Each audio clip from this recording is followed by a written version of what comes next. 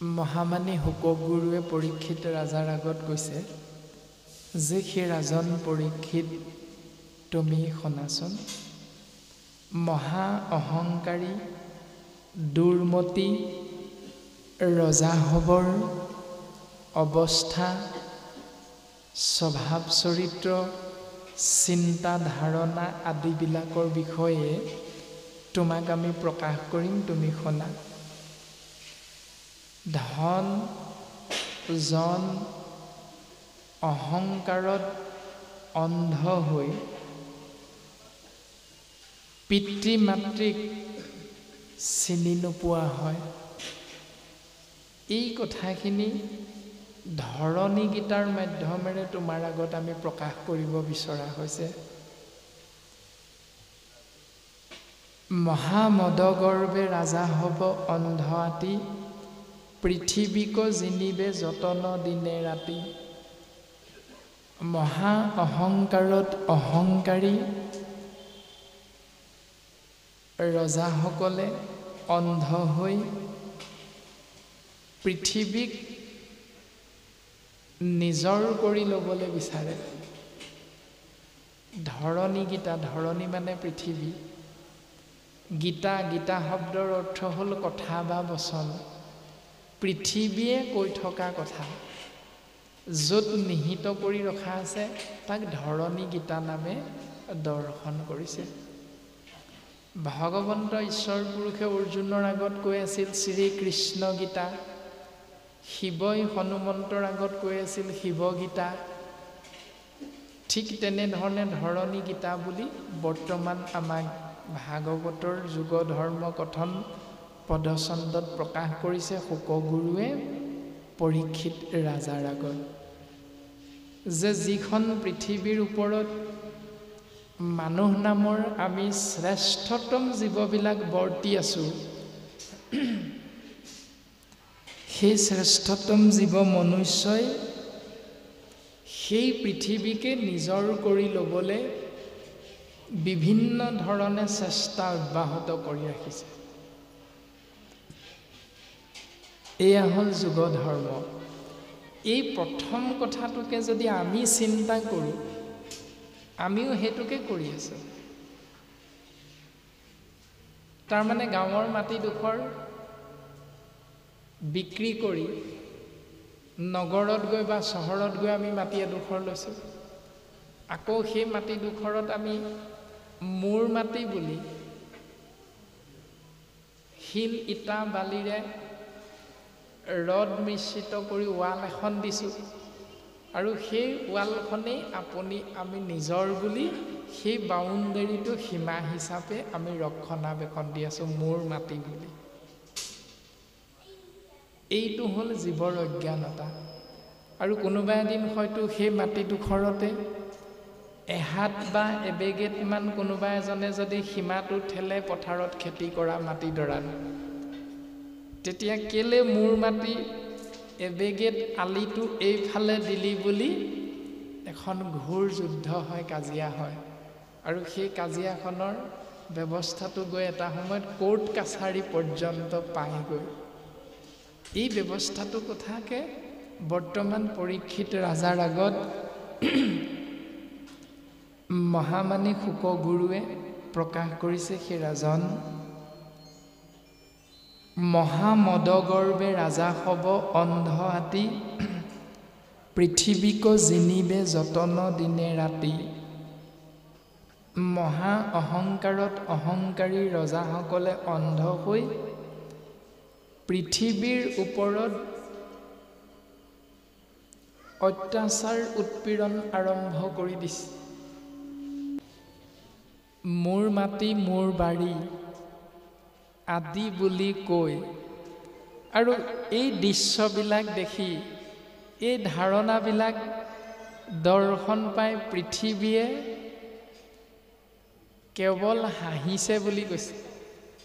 পৃথিৱীক জিনিবে যতন দিনে ৰাতি, দিনে ৰাতিয়ে পৃথিৱীৰ ওপৰত অধিকাৰ সাব্যস্ত কৰিবলৈ যোৱা দেখি তাহাৰ চেষ্টাক দেখি ভূমি কৰে সাগ। এই চেষ্টাটো দেখি পৃথিৱীয়ে খুব হাঁহিছে। আমাকো জিনন্তে শৈব আপুনি বিনাই। যে মোৰ ওপৰত অধিকাৰ সাব্যস্ত কৰিবলৈ গৈ জীৱবিলাকে মোৰ ওপৰতে জন্ম হৈছে, মোৰ বুকুতে এদিন জাহ গৈছে, নাশ হৈছে। তথাপিতো মনুষ্য নামৰ জীৱই কিন্তু এই পৰম সত্যটোক অনুধাৱন কৰিবলৈ বিচৰা নাই।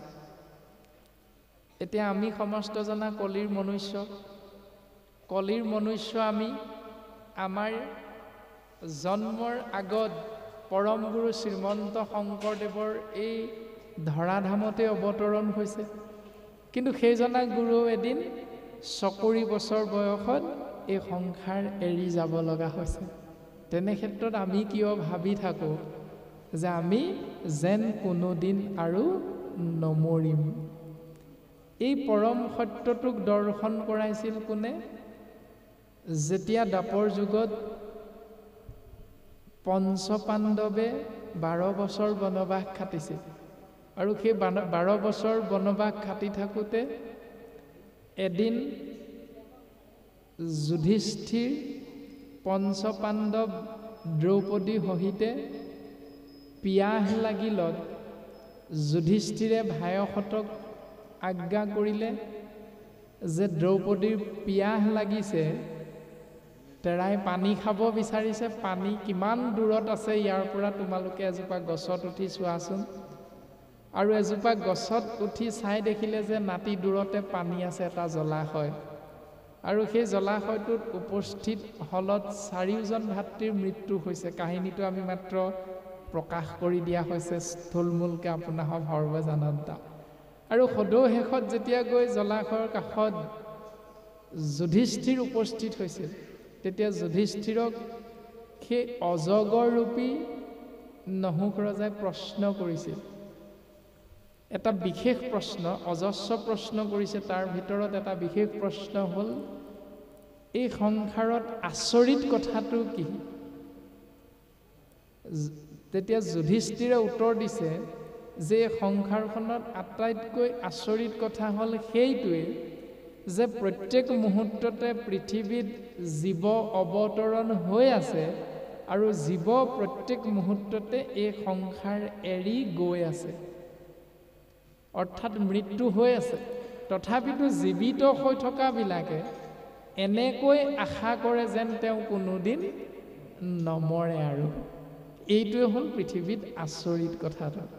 আৰু বৰ্তমান পৃথিৱীয়েও এই দৰ্শনটোকে পাই হাঁহিছে, কেৱল হাঁহিছে যে মোৰ বুকুতে জীৱৰ জন্ম হৈছে, ইয়াতে উমলি জামলি ডাঙৰ দীঘল হৈছে, আকৌ মোকেই অধিকাৰ সাব্যস্ত কৰিবলৈ গৈ এজনে অন্যজনৰ লগত খোৱা কামোৰা কৰি মোৰ বুকুতে নাশ হৈছে।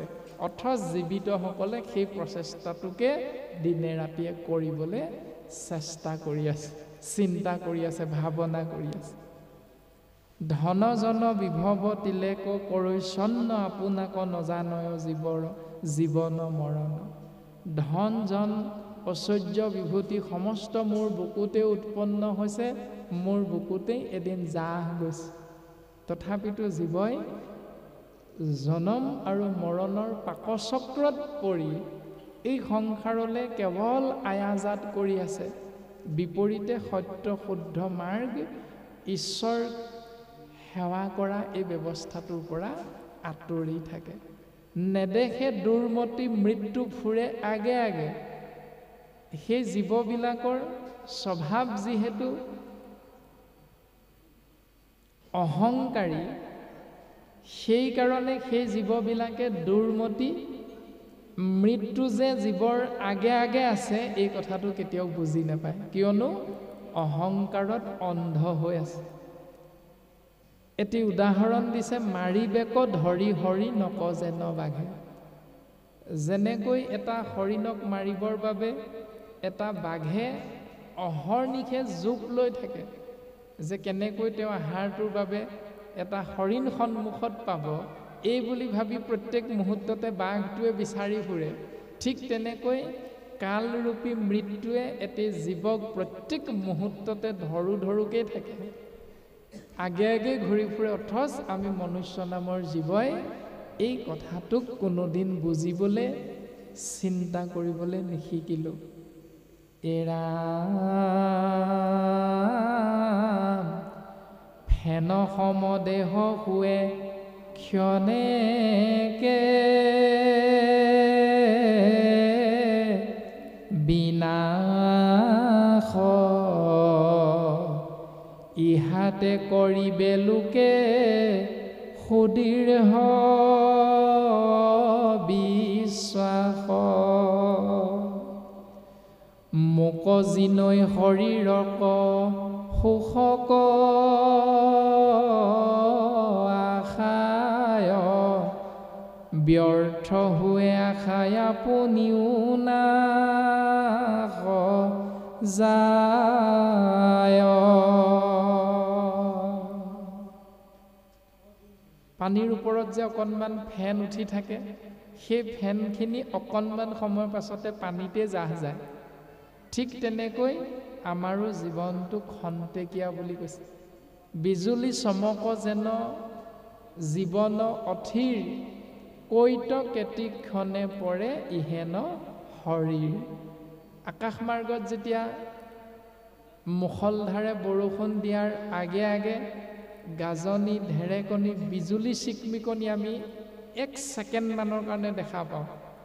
মনুষ্যৰ জীৱনটো তেনেকুৱাই খন্তেকীয়া। কোন মুহূৰ্তত এই সংসাৰৰ পৰা এই শৰীৰটো এৰি জীৱ আত্মা ওলাই গুচি যাব আমি কোনেও গম নাপাওঁ। সেইকাৰণে আমাক কেৱল প্ৰাণবন্ধু কৃষ্ণৰ চৰণে দিয়া মতি বুলি কৈছে। আমি জীৱৰ প্ৰাণবন্ধু হ'ল কেৱল কৃষ্ণ তত্ত্ব। ফেন সম দেহ শুৱে ক্ষণেকে বিনাশ ইহাতে কৰিবে লোকে সুদৃঢ় বিশ্বাস। এইটোৱে বহুত বুলি ভাবি আমি মনুষ্য নামৰ জীৱই ইয়াতেই সুখ স্বাচ্ছন্দ্যৰে আমি ঘূৰি ফুৰিব বিচাৰোঁ। মোক জিনৈ শৰীৰৰ সুখক আশায়, শৰীৰৰ সুখ ভোগ কৰি বহুদিন জীয়াই থাকিবৰ বাবে বহুত মাটি আমি গৰাকী হ'ব বিচাৰোঁ। ব্যৰ্থ হৈ আশা আপুনিও নাশ যায়। আৰু এই সকলো আশা এটি জীৱৰ খন্তেকতে নাশ হয় যেতিয়া এই শৰীৰৰ পৰা জীৱ আত্মা ওলাই গুচি যায়। এৰাম ৰাত্ৰি দিনে চিন্তে ৰাজা হব দুৰাশয় কেন মতে সমস্তে পৃথিৱী মোৰ হয়। দিনে ৰাতিয়ে কেৱল ৰজাসকলে চিন্তা কৰি থাকে যে গোটেই পৃথিৱীখনৰ ওপৰত মই কোনদিনা অধিকাৰ সাব্যস্ত কৰিব পাৰিম। এই চিন্তাটোৱে দিনক ৰাতি, ৰাতিক দিন কৰি জীৱনটো পঠিয়াই দিয়ে বুলি সিদ্ধান্ত দিছে। এৰামে বিষয় সম্পদ ভৈলে নপাৱে ৰাজ্যক প্ৰথমে জিনিবে ছয় ইন্দ্ৰিয় বৰ্গক। এৰামে ৰাজমন্ত্ৰী সবক কৰিবে বৈশ্যপাছে আনু হব সেৱক অমাত্য যত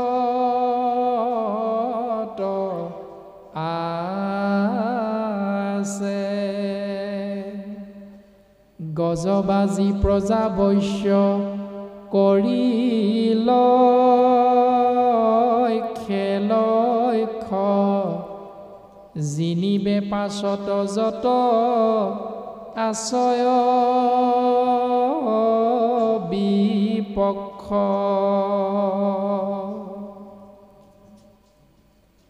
সৰ্বসাধাৰণ জ্ঞানৰ মাধ্যমেৰেও আমি সমস্ত জনাই কম বেছি পৰিমাণে বুজি পাওঁ যে বিশ্ববিখ্যাত বিশ্ববিজয়ী আলেকজেণ্ডাৰে প্ৰকাশ কৰিছিল। আলেকজেণ্ডাৰৰ নাম আপোনালোকে নিশ্চয় শুনিছে। আলেকজেণ্ডাৰে প্ৰকাশ কৰিছিল যে মই যদি বিশ্ববিখ্যাত বিশ্ববিজয়ী আলেকজেণ্ডাৰ নহ'লোহেঁতেন তেতিয়াহ'লে মই ডায়োজিনিছ হ'বলৈ ভাল পালোহেঁতেন। এতিয়া ডায়োজিনিছ কোন, আলেকজেণ্ডাৰ কোন? আলেকজেণ্ডাৰ বিশ্ববিখ্যাত হ'ল নিজৰ শৰীৰৰ শক্তি অনুসাৰে গোটেই পৃথিৱীখন জয় কৰি পৃথিৱীৰ ওপৰত একচ্ছত্ৰী সম্ৰাট হৈ আছিল। কিন্তু আলেকজেণ্ডাৰে নিজক জয় কৰিব নোৱাৰিলে। ডায়োজিনিছ হ'ল এনে এজন ব্যক্তি যি নিজৰ বাহুবলেৰে পৃথিৱী জয় কৰি বিশ্ববিখ্যাত হ'ব নোৱাৰিলে, কিন্তু তেওঁ নিজক দমন কৰিব পাৰিলে। সেই নিজক দমন কৰা ব্যৱস্থাটো কি? বৰ্তমান ক'লে প্ৰথমে জিনিবে ছয় ইন্দ্ৰিয় বৰ্গক, অৰ্থাৎ ইন্দ্ৰিয়বিলাকক দমন কৰিব পৰা ব্যৱস্থাটোৱে শাস্ত্ৰই উত্তম ব্যৱস্থা বুলি সিদ্ধান্ত দিছে। কাম, ক্ৰোধ, লোভ, মোহ, দম্ভ, দৈশ্য, অহংকাৰ আদিবিলাকক দমন কৰিব পৰা ব্যৱস্থাটোত যিজন উপনীত হ'ব পাৰে সেইজন বিশ্ববিজয়ী বুলি কৈছে। সেইজন সমস্ততকৈ শ্ৰেষ্ঠ বুলি শাস্ত্ৰই সিদ্ধান্ত দিছে। আৰু আলেকজেণ্ডাৰেও সেই কথাটোকে প্ৰকাশ কৰি থৈ গৈছে যে মই যদি বিশ্ববিখ্যাত বিশ্ববিজয়ী আলেকজেণ্ডাৰ নহ'লোহেঁতেন তেতিয়াহ'লে মই ডায়োজিনিছ হ'বলৈ ভাল পালোহেঁতেন। আৰু তেওঁ ৰাজন্যবৰ্গক জয় কৰি গোটেই পৃথিৱী নিজৰ অধীনলৈ আনিব পাৰিছিল। আৰু মৃত্যুৰ প্ৰাক মুহূৰ্তত আলেকজেণ্ডাৰে প্ৰকাশ কৰি গৈছিল তেওঁৰ পাৰিষদবৰ্গৰ আগত, ইষ্ট মিত্ৰ কুটুম্বৰ আগত, মোৰ যেতিয়া মৃত্যু হ'ব, যেতিয়া মোক শ্মশানলৈ লৈ যোৱা হ'ব এটা কফিনৰ ভিতৰত ভৰাই, তেতিয়া মোক এনেভাৱে লৈ যাবা যাতে কফিনটোৰ পৰা মোৰ দুয়োখন হাত বাহিৰলৈ ওলাই থাকে। আৰু এটা ব্যৱস্থা কৰিবা, কফিনটোত ভৰাই লৈ এনেধৰণে লৈ যাওঁতে শ্মশানলৈ মোৰ আগে পাছে ভঁৰালৰ পৰা সমস্ত সোণ ৰূপ তাম মণি মুকুতাৰ এই সকলোখিনি আগে পাছে ছটিয়াই ছটিয়াই যাবা। তেতিয়া প্ৰজা সমস্তই সুধিছে, ইষ্টমিত্ৰ কুটুম্বই সুধিছে যে এইটো ব্যৱস্থা কিয় কৰিবলৈ ক'লে? কাৰণ জগতে বুজি পাওঁ যে আলেকজেণ্ডাৰ নিজ বাহুবলেৰে বিশ্ব জয় কৰি যিমান ধন সম্পত্তি ঐশ্বৰ্য বিভূতি নিজৰ বুলি সাৱটি লৈ আছিল, এক ৰতিও যাবৰ সময়ত লৈ যাব নোৱাৰিলে। অৰ্থাৎ আহোঁতেও জীৱক খালী হাতে আহিছোঁ, যাওঁতেও খালী হাতেই যাব লাগিব। এই পৰম সত্যটো জগতে বুজি পাওক, এই বুলি বিশ্ববিখ্যাত আলেকজেণ্ডাৰে এনেধৰণে প্ৰকাশ কৰি থৈ গৈছে। আৰু বৰ্তমানো পদে আমাক এনেকৈয়ে ক'লে, এৰাম মোতে খাটি বেক যত নৃপতি মহন্তে পাইবু পৃথিৱীক সবে সাগৰ পৰ্যন্তে হেন আশা পাশে বদ্ধ কৰিলে হৃদয় কাছত নেদেখয়ন্ত ককুৰা যা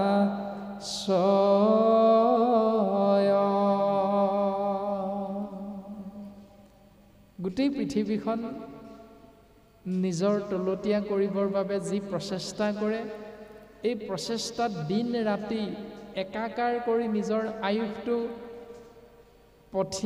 পঠিয়াওঁতে এদিন সেই আশাত বন্দী হৈ জীৱই কাষতে থকা কাল নামৰ বস্তুটোক দৰ্শন পোৱাৰ পৰা আঁতৰত থাকিব লগা হয়। অৰ্থাৎ নিজৰ মৃত্যু দেখা নোপোৱা হৈ যায়। এৰামে চিন্তিলে ক মাত্ৰ নিসিজিল মনোৰথ আলোচন্তে কটু ৰাজা গৈল যমপথ কৰিলে যিটো সাতু দীপ অধিকাৰ তথাপি নপাইল তৃষ্ণা সাগৰৰ পাৰ চিন্তিলেক মাত্ৰ নিসিজিল মনোৰথ কোনো জীৱই চিন্তা কৰিলে যে অহা মাহত বা অহা বছৰত আমুক ৰাজ্যখন আক্ৰমণ কৰি নিজৰ তলতীয়া কৰিব লাগিব নিজৰ ৰাজ্যৰ অন্তৰ্ভুক্তি কৰিব লাগিব সেই চিন্তাটো কৰি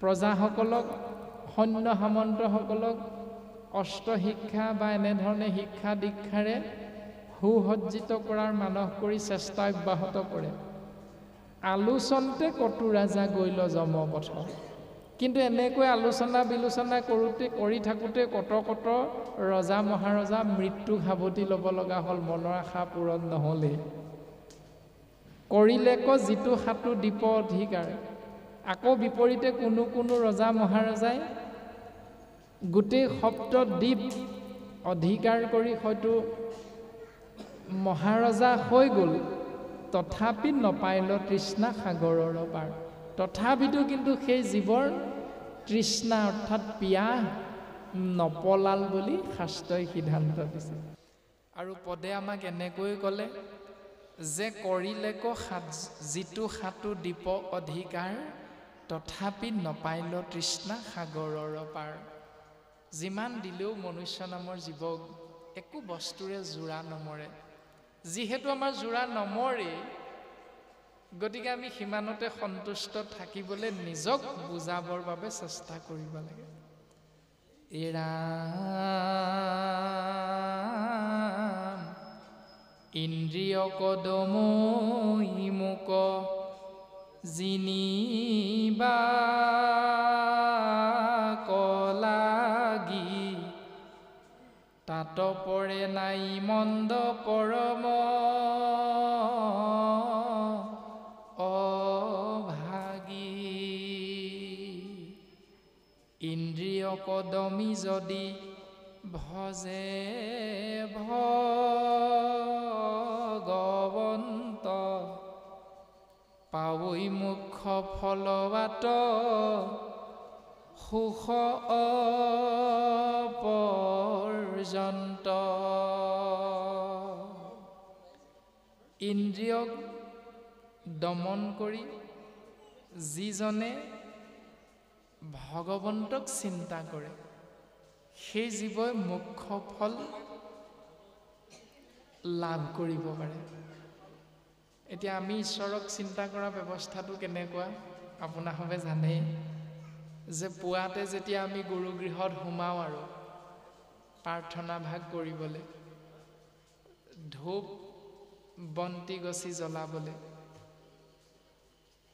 তেতিয়া আমাৰ চিন্তাটো ক'ত থাকে জুইশলা কাঠিটো মাৰি তেল ঢালি বন্তি গছ যেতিয়া জ্বলাওঁ প্ৰাৰ্থনা ভাগ কৰিবলৈ লওঁতে পদূলি মুখত যেতিয়া চাইকেলৰ বেলটোৰ মাত শুনি থাকোঁ খলি ঢলিকে মই দুৰাচাৰ কেৱলে তোমাৰ অপৰাধী নাৰায়ণ ক্ষমিও হৰি লৈও দাস কৰি পখিলো খেৰা শৰণ এই বুলি খলি ঢলিকে শৰণীয়া ঘোষা জোকা গাই দৰজাখন বন্ধ কৰি উঠি আইগৰাকীক ডাঙৰকৈ চিঞৰ এটা মাৰোঁ হনেহেৰা ক'ত আছাগে আৰু আইগৰাকীও পাছফালৰ পৰা চাদৰৰ আগটোৰে হাতখন মচি বোলে কি হ'লনো এতিয়া মোৰহে কি হ'ল অথনিৰ পৰা মাতি আছোঁ শুনা নাই বোলে কি হ'লনো নকয় কেলে মাছ বেপাৰীটোৱে পদূলি মুখত বেল দি আছে শুনা নাই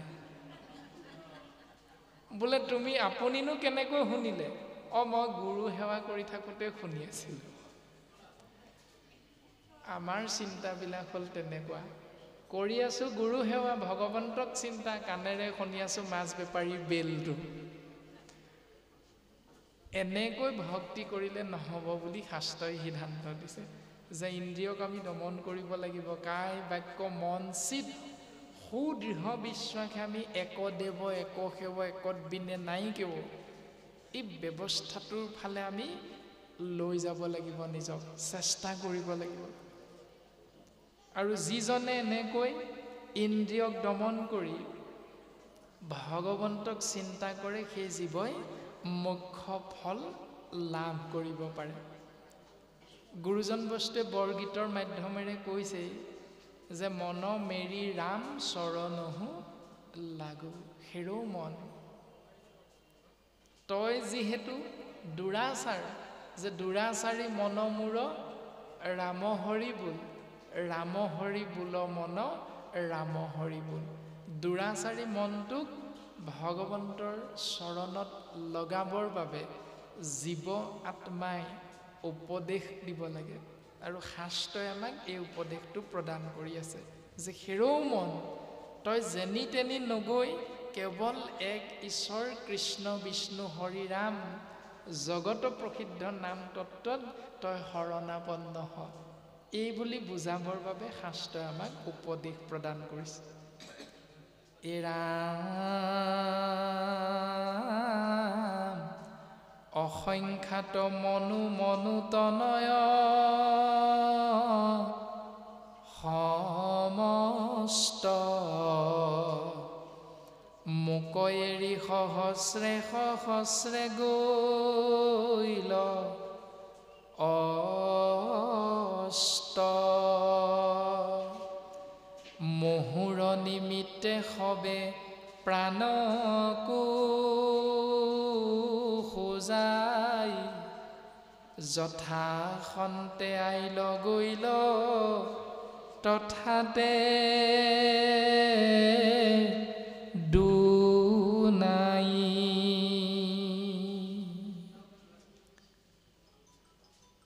মনুৰ পুত্ৰ সমস্ত আহিছে আৰু গৈছে। আমি সকলোৱে জানো ব্ৰহ্মাৰ মানস পুত্ৰ হ'ল স্বয়ম্ভুৱ মনু, আৰু মনুৰ পুত্ৰসকলক মানুহ নামেৰে অভিহিত কৰিছে শাস্ত্ৰই। আৰু এই মনুৰ পুত্ৰ সমস্তই অৰ্থাৎ মানুহ নামৰ জীৱ এই সংসাৰলৈ আহিছে আৰু গৈছে। আহিছে মানুহ, গৈছে মানুহ, মানুহ মায়াবী জীৱ। এনেকৈ হয়তো বিদ্যালয়ত আমি কবিতা এটা পদ্য এটাও পঢ়িবলৈ পাইছিলোঁ। আৰু বৰ্তমান পদে সিদ্ধান্ত দিছে যে এনেকৈয়ে মনুষ্য নামৰ জীৱ এই পৃথিৱীলৈ সহস্ৰ সহস্ৰ হাজাৰ হাজাৰ আহি আছে গৈ আছে, আহি আছে গৈ আছে। কেহুবলৈ মূৰ ইটো পৃথিৱী মণ্ডল নহিতুৰ বোলৈ কটু নৃপতি নিষ্ফল। অন্য অন্যে কৰৈ যুদ্ধ প্ৰজা ক্ষয়ংকাৰ মোক লাগি চিন্তে আপোনাৰ মহামাৰ। সেই হাজাৰ হাজাৰ আহিছে গৈছে সেই মানুহৰ ভিতৰত কোনোৱে পৃথিৱীখন মোৰ, কোনোৱে এইডোখৰ মাটি মোৰ, কোনোৱে এইডোখৰ মাটি মোৰ। এই মোৰ মাটি কৰি খোৱা কামোৰা কৰি দণ্ড খৰিয়াল কৰি এই সংসাৰৰ পৰা মেলানি মাগিব লগা হৈছে। তথাপিতো জীৱই এই সত্যক দৰ্শন কৰিবলৈ অকণমানো এবাৰো কিন্তু চিন্তা কৰা নাই। এই ৰাম মোৰ পদে কৰে যুদ্ধ সুহৃদ সুদৰে ভাই ভাই কোপে কটা কটি কৰি মৰে। মোহুৰ নিমিত্তে পিতা পুত্ৰে যুঁজে আহি ইহাক দেখিতে মোৰ উঠে আতি সাখি। পৃথিৱীয়ে কৈছে মোৰ বাবে সৌহৃদৰ মাজতে কটাকটি মৰামৰি হয়, ভাই ভাতৃৰ মাজতে কটাকটি মৰামৰি হয়, আৰু মোৰ কাৰণে পিতৃ পুত্ৰৰ মাজত কটাকটি মৰামৰি হয়। আৰু এই দৃশ্যবিলাক মই সদায় দেখি আছোঁ। আৰু এই দৃশ্যবিলাক দেখি দেখি মোৰ হাঁহি উঠিছে যে জীৱই কেতিয়া সত্যৰ সন্ধান অন্বেষণ কৰিব, জীৱই কেতিয়া সত্যৰ সন্ধান পাব। এই ৰাম সপ্তদ্বীপা পৃথিৱী যুঁজিয়া বাহুবলে, কৈক গৈলা মহাৰাজা সব সমদলে, মই ৰহি আছো সবে মোতে ভৈল চাই, কালে সংঘৰিলে সতী সন্ততিও নাই। সপ্তদ্বীপা পৃথিৱী নিজৰ বাহুবলেৰে জয় কৰি তাৰ ওপৰত অধিকাৰ সাব্যস্ত কৰাৰ পাছতো সেই মদগৰ্বী অহংকাৰী ৰজা এই সংসাৰ এৰি যাব লগা হৈছে। কিন্তু মই থাকি গৈছোঁ। পৃথিৱীয়ে কৈছে যে মই একেভাগে আছোঁ, মোৰ ওপৰতে কোৰ কুঠাৰ হাল। আজিকালি বাৰু কোৰ কুঠাৰ হালৰ বিপৰীতে JCB ওলালে, আপোনালোকে দেখিছে। প্ৰকাণ্ড প্ৰকাণ্ড পাহাৰবিলাক JCB লগাই খহাই তাৰ ওপৰত মোৰ মাটি বুলি অধিকাৰ সাব্যস্ত কৰি ঘৰ দুৱাৰ 3 মহল 4 মহল বনাই লোৱা হৈছে। কিন্তু ঘৰ ভাগেই থাকি গৈছে। সেই অধিকাৰ সাব্যস্ত কৰা কেইদিনমানৰ বাবে সেই জীৱ আত্মা কিন্তু এই সংসাৰত নাই। পৃথিৱী একেভাগেই থাকি গৈছে। আৰু কোনো হয়তো কালৰ সংসাৰত সতী সন্ততি অৰ্থাৎ উত্তৰাধিকাৰী এটিও এই সংসাৰত থাকি যোৱা নাই। কিন্তু তেওঁ জীয়াই থকা অৱস্থাত মাটিৰ গৰাকী আছিল, 50 বিঘা মাটিৰ গৰাকী। তেওঁ জীয়াই থকা অৱস্থাত তেওঁ হয়তো 10 তলা বিল্ডিঙৰ গৰাকী আছিল। কিন্তু তেওঁ গুচি গ'ল সেই 10 তলা বিল্ডিংটো ৰখি থাকিবৰ বাবে এটি সতী সন্ততিও কিন্তু থাকি নগ'ল। তথাপিতো মোৰ মুখে লাগে কৰি ঈশ্বৰৰ সেৱাৰ পৰা আঁতৰত থাকিব লগা হৈছে জীৱ। এয়াই হ'ল অজ্ঞানতা, এয়াই হ'ল ঈশ্বৰৰ মায়া। এই ৰামে পৃথু পুৰুৰ বাগাধি মানধাতা সৰজাতি, খটাংগ সগৰ গয় অৰ্জুন যজাতি, তৃণ বিন্দু দিলীপ ধুন্দুহা মহাৰথ, শান্তনু নৈষধ নৃগনহু সকাকুঠ, শত্ৰুজিত যুৱনাশ্য অজদ শৰথ, অম্বৰীষ ভৰত নাভাগ ভগীৰথ, মুচুকুণ্ড যদু ৰঘুদাসৰথি ৰাম, মুকতে যি গৈল নুপুৰিল মন কাম, হিৰণ্যকশিপু বিত্ৰ সম্বৰ নৰক, ৰাৱণ নমুচি শুম্ভ নিশুম্ভ তাৰক, যাহাৰ আগত ইন্দ্ৰ পতংগ পৰায়, কালৰ সাতত দেখা সবে ভৈল চাই। এই ৰজা মহাৰজাসকলৰ নাম আপুনি আমি সমস্তজনাই কম বেছি পৰিমাণে জানো। এই ৰজা মহাৰজাসকলো এটা সময়ত এই সংসাৰতে দপদপাই আছিল। কিন্তু সেইসকলেও এই সংসাৰ এৰি এটা সময়ত গুচি যাব লগা হ'ল। তাকে লৈ আপুনি মই দুখ কৰি লাভ নাই, তাকে লৈ আপুনি মই খোৱা কামোৰা কৰি লাভ নাই যেন এই সমস্তখিনি মোৰহে, মইহে থাকিম, বাকী সকলো গুচি যাব, এনে এক ভাৱনা কৰি সংসাৰত একো লাভ নাই।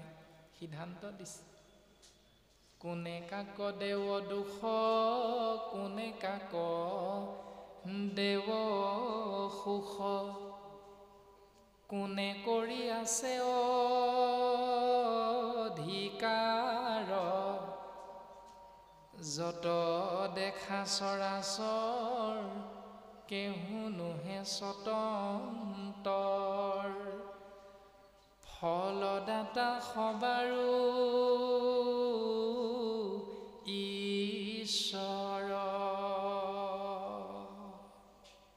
কোনে কাক সুখ দিব চিৰদিন কোনে কাক দুখ দিব চিৰদিন কোনো স্বতন্ত্ৰ নহয় এই চৰাচৰ আহিছে গৈছে মানুহ নামৰ জীৱ কেৱল স্বতন্ত্ৰ হ'ল সৰ্বশক্তিমান কৃষ্ণ তত্ত্ব যাক ঈশ্বৰ বুলি কোৱা হয় যাক ভগৱান বুলি কোৱা হয় যি ভগৱান শব্দৰ অৰ্থ আপোনাৰভাৱে জানে ভ মানে ভূমি গ মানে গগন ও মানে বায়ু আ মানে অগ্নি ন মানে নীৰ যাক পঞ্চভূত বুলি কোৱা হয় ক্ষিতি অপ মৰু তেজ বিউম এই পঞ্চভূত অৰ্থাৎ মাটি পানী বায়ু অগ্নি আকাশ এই পঞ্চভূত যিজনে সৃষ্টি কৰিছে সেই সৰ্বশক্তিমান তত্ত্বটোৰ নাম হ'ল ভগৱান গতিকে সেইজনেই হ'ল স্বতন্ত্ৰ সেইজনেই সমস্ত জীৱক পৰিচালনা কৰি আছে গতিকে আমিও সমস্ত জীৱ আত্মাই সেইজন সৰ্বশক্তিমান ঈশ্বৰ তত্ত্বৰ চৰণ কমলত শৰণ গ্ৰহণ কৰি তেওঁকেই চিন্তা কৰি তেওঁৰ নিৰ্দেশতে সকলো আমি পাইছোঁ যি ভূমিখণ্ডত পংকজ নাথ নামৰ বাপজনাই জেউৰা জপনা দি সুন্দৰভাৱে এটি ঘৰ বনাই বসবাস কৰি আছে এয়া কেইদিনমানৰ বাবে ঈশ্বৰে তেওঁক ৰখীয়া দিছে বুলি ভাৱনাটোত থাকি পুৱা গধূলি সদায় ঈশ্বৰক সেৱা কৰাটোৱে হ'ল আমি সমস্ত জীৱৰ শাস্ত্ৰসন্মত শুদ্ধ সত্য সিদ্ধান্ত আমিও তেনেকৈ ভাবিব লাগিব যে আমাকো মাত্ৰ কেইদিনমানৰ কাৰণে ঈশ্বৰে এই জেগাডোখৰ দিছে ইয়াত থাকি সমস্তৰে লগত মিলা প্ৰীতিৰে সৌহিত ভাৱাপন্ন হৈ মৰম চেনেহ ভাতৃত্ববোধৰ মাধ্যমেৰে জীয়াই থাকি অৱস্থান কৰি আমি ঈশ্বৰক সেৱা কৰিব লাগে যিটো কথা ভগৱন্ত পুৰুষে অৰ্জুনৰ আগত কৈছে অৰ্জুনক সম্বোধি বুলন্ত শ্ৰী হৰি কলিত বৈষ্ণৱী বিষ্ণু জানা নিষ্ট কৰি শংখ চক্ৰ গদা পদ্ম এই চাৰিখন হাতত চাৰিভাগী অস্ত্ৰ ধাৰণ কৰি প্ৰত্যক্ষ ৰূপত ভগৱন্ত আপোনাৰ মোৰ আগত দেখা নিদিয়ে কলিযুগ যিহেতু সেইকাৰণে কলিযুগত ভগৱন্ত পুৰুষে অৰ্জুনকে সিদ্ধান্ত দি থৈ আহিছে দাপৰ যুগতে যে ভকতে ভগৱান কপিল প্ৰভুৱেও মাতৃ দেৱহূতিৰ আগত কৈছে ভকত প্ৰতিমা মূৰ দুই অধিষ্ঠান ভকতৰ ৰূপটোৱে হ'ল মোৰ ২ নম্বৰ ৰূপটো উদ্ধৱৰ আগতো ভগৱন্ত পুৰুষে কৈছে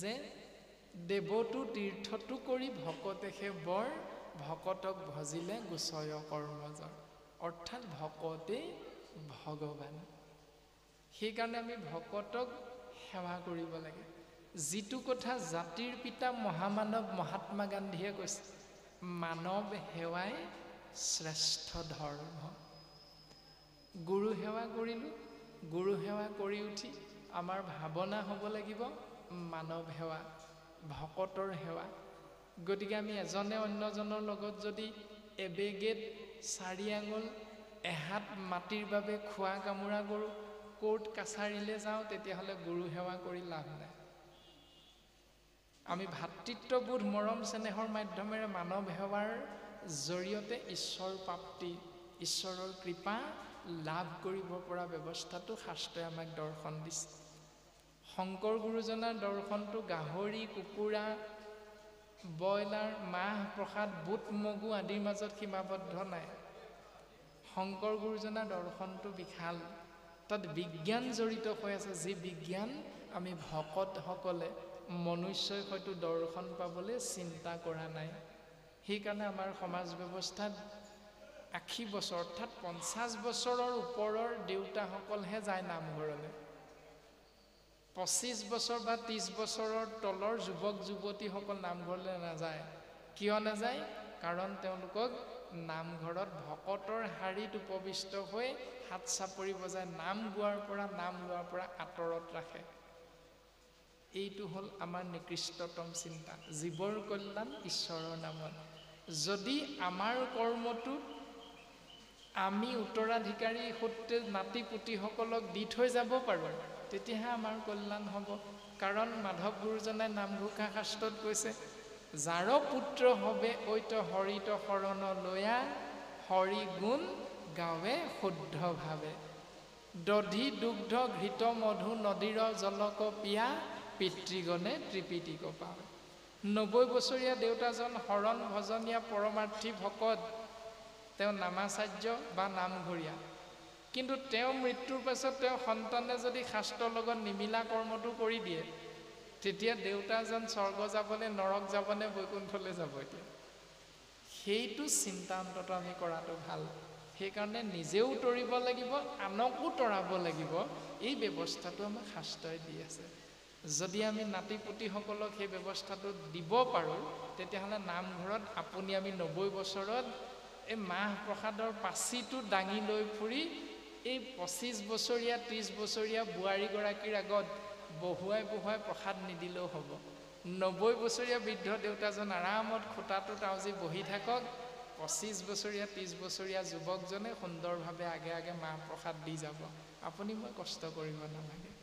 এইটো আমি শিকাই ল'ব লাগে। শাস্ত্ৰই আমাক এইটোহে কৈছে। কিন্তু সেইটোকে কৰিবলৈ আপুনি মই যুৱকসকলক ব্যৱস্থাটো কৰি নিদিওঁ। তহঁতি নাই তহঁতি নোৱাৰ, শৰণ লোৱা নাই। এই ব্যৱস্থাটো আমি নিজেহে বাধাটো দি লৈছোঁ। সেইকাৰণে নামঘৰলৈ যুৱক যুৱতীসকল প্ৰায় নাহে, বা এনেকুৱা অনুষ্ঠানলৈও প্ৰায় যুৱক যুৱতীসকল নাহে। কিন্তু অহাটো অতীৱ প্ৰয়োজন। শাস্ত্ৰই খুব সুন্দৰভাৱে জীৱন ধাৰণৰ পদ্ধতি দৰ্শন কৰাইছে।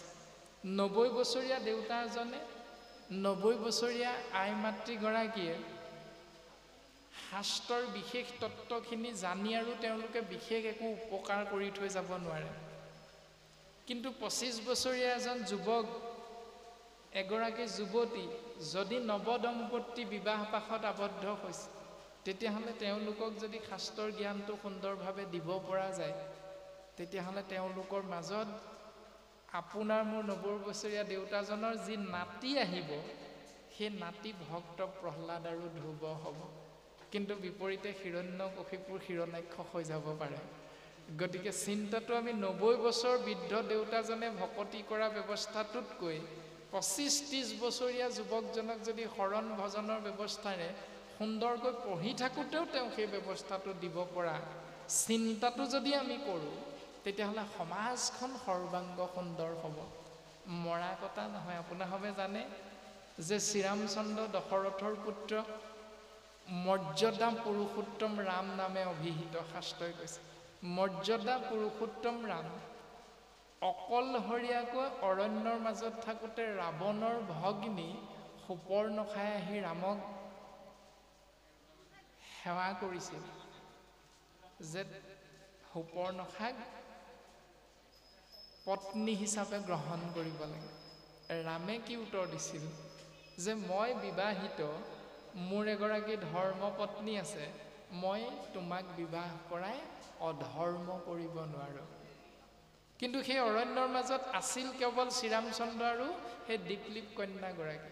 কিন্তু আজিৰ যুগৰ এজন যুৱক বা এগৰাকী যুৱতী যদি তেনেকৈ থাকে, তেতিয়া কামনা বাসনাযুক্ত হৈ তেওঁলোকৰ মাজত বহুত কিবা কিবি হৈ যাব। কিন্তু শ্ৰীৰামচন্দ্ৰই সেই পথটো আমাক দেখুওৱা নাই। তেওঁ সুন্দৰভাৱে দৰ্শনটো দিছে যে মই বিবাহিত। এই দৰ্শনবিলাক আমি যুৱক যুৱতীসকলক দেখাব লাগিব, শিকাব লাগিব। 90 বছৰীয়া বৃদ্ধ দেউতাজনৰ এনেও কামনা বাসনাটো নাথাকেই, এইটো বিজ্ঞানসন্মত। গতিকে সেইখিনি দমন কৰি কেনেকৈ সৎ পথেৰে গুৰু সেৱা কৰি ঈশ্বৰ সেৱা কৰি আমি সংসাৰত অৱতীৰ্ণ হৈ ভক্ত প্ৰহ্লাদ আৰু ধ্ৰুৱৰ নিচিনা সন্তান জন্ম দিবলৈ আমি চেষ্টা কৰিব পাৰোঁ, এই ব্যৱস্থাখিনি আমি 80-90 বছৰীয়া ককা আইতাসকলে আমি দৰ্শন কৰাব লাগিব।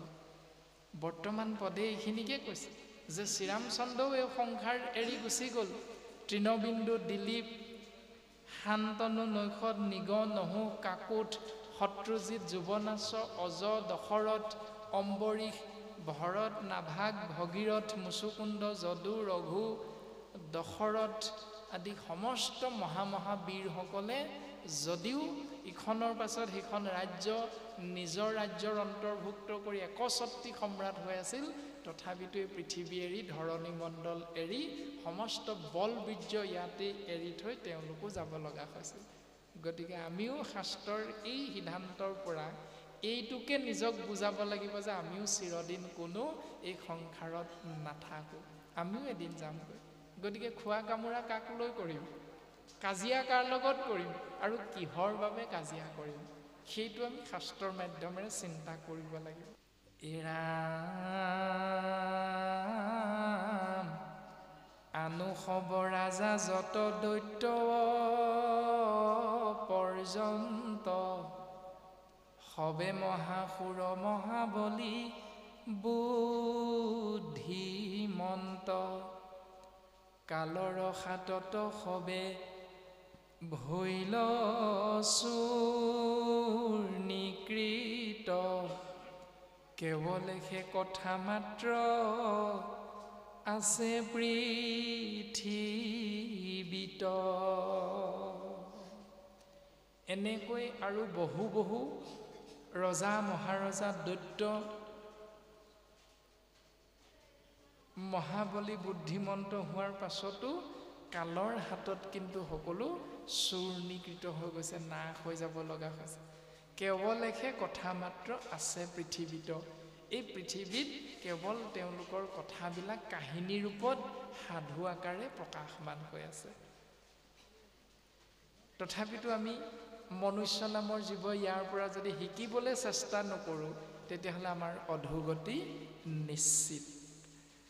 এই ৰাম অত্যন্ত মমত মুত আছিল সবাৰ জনে কোন পাইল তৃষ্ণা সাগৰৰ পাৰ অন্তকালে সবাৰো মিলিল বিসংগতি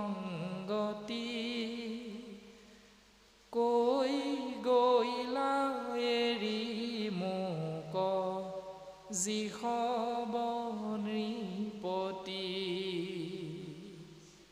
মোতে উপজিয়া সবে মোতে ভৈল চাই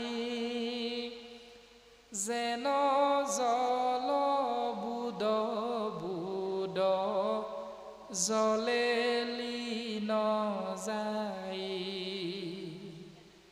তথাপি নেদেখৈ কিনো মোহে অন্ধমতি এহি বুলি সদায় গাৱন্ত বসুমতী। পৰীক্ষিত ৰাজাৰ আগত শুকগুৰুৱে কৈছে বসুমতীয়ে এনেকৈয়ে গাই আছে, অৰ্থাৎ বসুমতীয়ে এনেকৈয়ে উপদেশ দি আছে যে অত্যন্ত মোহ আছিল মোৰ প্ৰতি, অৰ্থাৎ বসুমতীৰ প্ৰতি। কাৰ? সেই ওপৰত কৈ অহা ৰজা মহাৰজা দৈত্য দানৱ দেৱতা সমস্তৰে। তথাপিতো এই সকলো কিন্তু অন্তকালে কালৰ হাতত এই সংসাৰ এৰি যাব লগা হ'ল। কৈ গৈলা এৰি মোক যিসব নৃপতি মোতে উপজিয়া সবে মোতে ভৈল চাই যেন জল বুদ বুদ জলে লীন যায়। মোৰ বুকুতেই জন্ম হ'ল, মোৰ বুকুতেই মৃত্যু হ'ল বা নাশ হ'ল। যেনেকৈ শিলগুটি এটা পুখুৰীৰ পানীলৈ যদি দলি মাৰি দিয়া যায় 1 ছেকেণ্ডমানৰ বা 2 ছেকেণ্ডমানৰ কাৰণে সেই শিলগুটিটোৰ পৰা সেই ঠাইডোখৰত বুৰবুৰণি উঠি এটা ঢৌৰ সৃষ্টি হয়, এটি ফেনৰ সৃষ্টি হয়। কিন্তু সেই ফেন পুনৰ খন্তেকৰ সময়তে সেই জলৰাশিৰ বুকুতেই নাশ হৈ যায়। ঠিক তেনেকৈ আমি জীৱবিলাক এই সংসাৰলৈ আহিলোঁ 84 লক্ষ বাৰ বিভিন্ন যোনিত অৱতৰণ কৰি কৰি, কিন্তু শাস্ত্ৰই কৈছে বিষয় সম্বন্ধ সৌ সমস্ত যোনিতে পায়, হৰি সেৱা একো স্থানে নাই। শৰীৰ সেৱাৰ যোগ্য কেৱল মনুষ্য তনু, জানি ফুৰা হৰি গুণ গায়। তুমি বিষয় সুখ ভোগ কৰিবৰ বাবে চৰাই জন্ম লোৱা, গৰু ছাগলী বাঘ সিংহ মাছ কাছ গছ গছনি য'তেই তুমি জন্ম নোলোৱা কিয়, সেই জীৱ তুমি তাতেই পাবা সুখ ভোগ কৰিবলৈ। কিন্তু হৰি সেৱা কৰি জীৱন ধন্য কৰিব পৰা একমাত্ৰ পাত্ৰটো হ'ল পঞ্চভূতি 24টি তত্ত্বৰে গঠিত মনুষ্য শৰীৰ। ধন্য ধন্য কলিকাল, ধন্য নৰ তনু ভাল, ধন্য ধন্য ভাৰত বৰিষে। কলিযুগ ভাৰতবৰ্ষই মায়াময় সংসাৰ, মনুষ্য তনু, তিনিটি উত্তম বস্তু পাইছোঁ। আৰু 4 নম্বৰ সংযোগ এককৃষ্ণদেৱৰ নামত শৰণ গ্ৰহণ কৰা, জীৱৰ কল্যাণ সাধন। এইটোকে নকৰি আমি যদি মোৰ মাটি মোৰ বাৰী মোৰ ধন মোৰ সম্পত্তি মোৰ গাড়ী মোৰ ল'ৰা মোৰ ছোৱালী এই বুলি কৈ কৈ ঈশ্বৰ সেৱালে পৃথিৱী যদি কেৱল এইবিলাকৰ মাজতেই ৰতি হৈ থাকে, প্ৰীতি হৈ থাকে, তেতিয়াহ'লে আমাৰ নিৰ্ঘাত পতন নিশ্চিত। এই সিদ্ধান্তটো বৰ্তমান পদে দিলে।